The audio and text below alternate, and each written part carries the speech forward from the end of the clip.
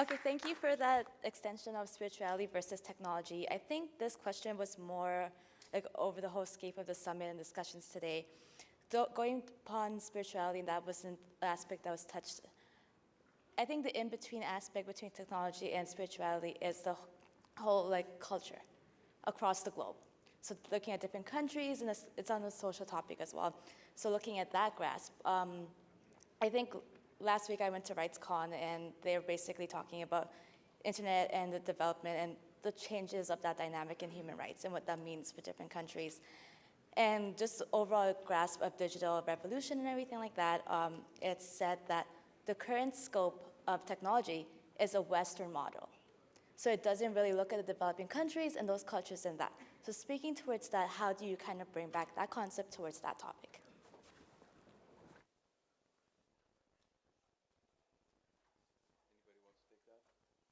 Paul, would you like to take it? Okay, it's all you. Go ahead. Sorry, Paul, Rian, and John. I hope that the next question, because we can take one more question here from the audience, and I'm really hoping that that question is for you guys, because we got you to come up all. Oh, look at that. We see so many hands.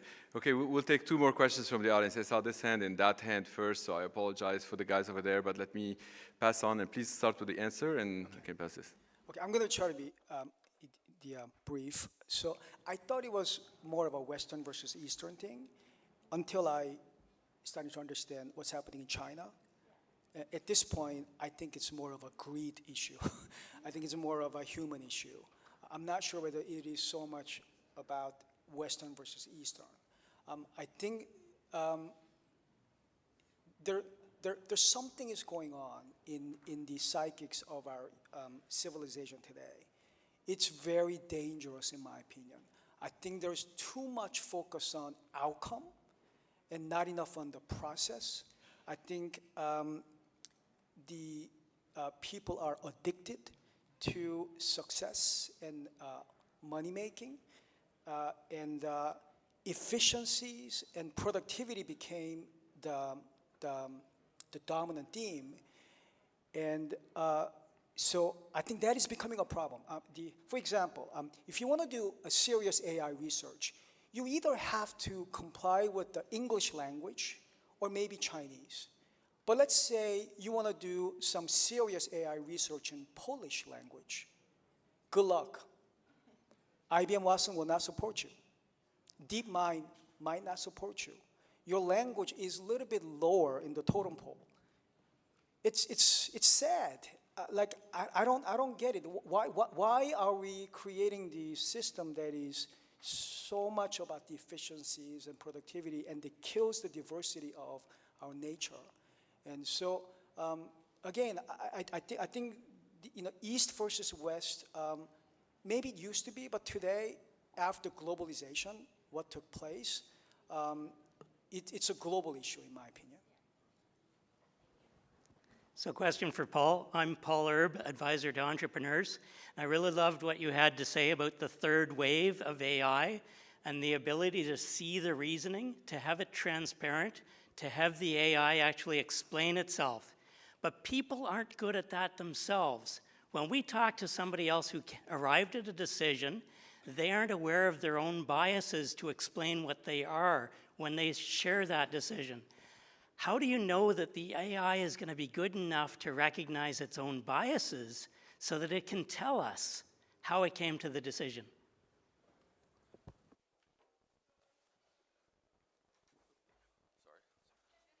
Hi, John Doe is my name. That's my real name. It's John Doe. I'm not kidding. It is my real name. That's my party trick, by the way. Okay, so how can the machine explain itself to us when we have trouble explaining ourselves to ourselves? Is the question, right? It's not us. It's when we think it's buried inside our brains, and we can't. At this time, we cannot have a microscope that looks into the brains and sees the processing that's going on. It's different on a machine because the machine's innards are basically visible. And with our model, you can actually follow the trains of logic that it takes to arrive at a decision. So that would be the difference. Okay? If it has inherent biases, it's not aware of itself. Oh, right. If it does, right. it there would was be one able to question there. share that, and you would actually be able to see if it does have inherent biases. You could actually spot that in the trains of logic that it follows. Okay? Thank you.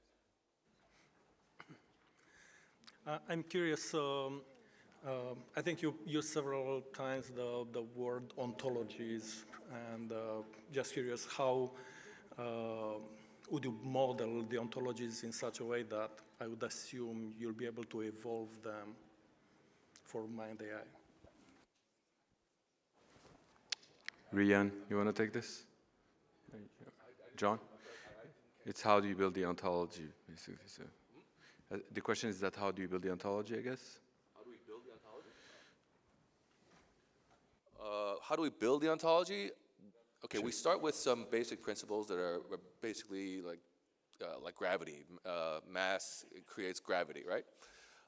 That would be in on the uppermost ontology. But basically, the way that knowledge is acquired by our system is using natural language. So we create predicates, just statements of fact or relationships in natural language, and we are able to parse that and put it into our model and make it logical for us to work with. Cool. Well, we'll take one more questions before the next thing here. I hope it's also for the technical folks. So you mentioned earlier about machine learning and reasoning, and I'm wondering how do you define reasoning to get to that level of superintelligence? But I also appreciate, I don't know if you remember, you did say that, but also the comment about spirituality. I really am happy you talked about it, and that's a main motivation as to why I'm in the sphere of blockchain, so thank you for talking about it. And yeah, so particularly the question was on reasoning, using machine learning, you know, sort of training it to reason, but also how do you get to that level of superintelligence that you mentioned? Does that make sense? Sorry, so was the question how do we get to artificial superintelligence, right? Right now, we have not got the answer. First of all, getting it to AGI, artificial general intelligence, is a tall task for us as well.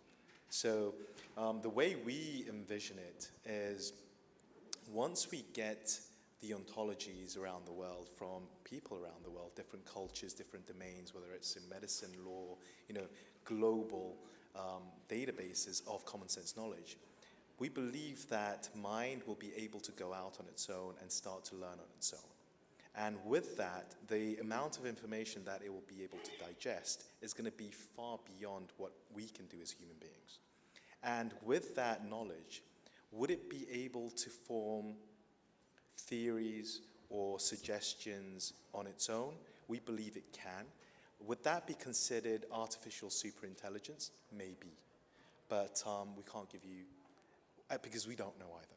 We need to test it, we need to try it, and we need to get there first. Thanks. Cool. Big round of applause.